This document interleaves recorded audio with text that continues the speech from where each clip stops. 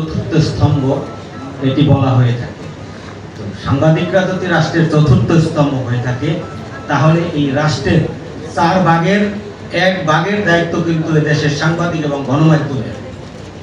কিন্তু এই রাষ্ট্রযন্ত্রের সাথে জড়িত আমাদের এই দেশের যারা এই রাষ্ট্রকে পরিচালনা করে তারা এবং এদেশের সাধারণ মানুষ সাংবাদিকদের জাতির বিবেক বলে ঘুম পড়িয়ে রেখেছে এই দেশ গঠনের 54 বছর ধরে।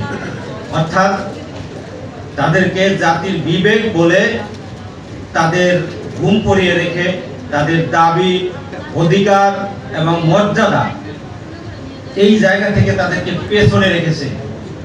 এই রাষ্ট্রের, এই সমাজের নানা শ্রেণী পেশার মানুষ তারা কিন্তু রাষ্ট্রের কাছ থেকে তাদের ন্যায্য অধিকার, দাবি এবং মর্যাদা প্রতিষ্ঠা করে তারা কিন্তু ঘরে ফিরে গেছে। কিন্তু আমরা সাংবাদিক, আমরা গণমাধ্যম, আমাদের অবস্থানটা হচ্ছে জিরোর কোঠায়।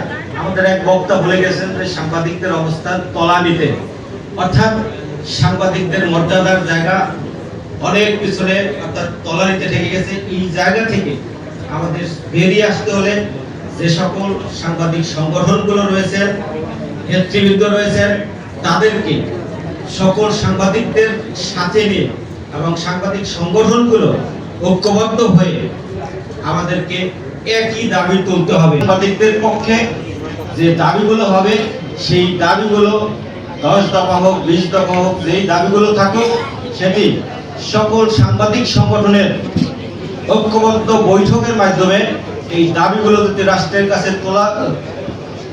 ধন্যবাদ সকলকে। আজকের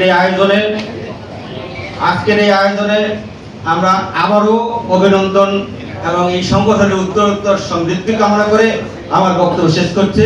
আল্লাহ হাফেজ।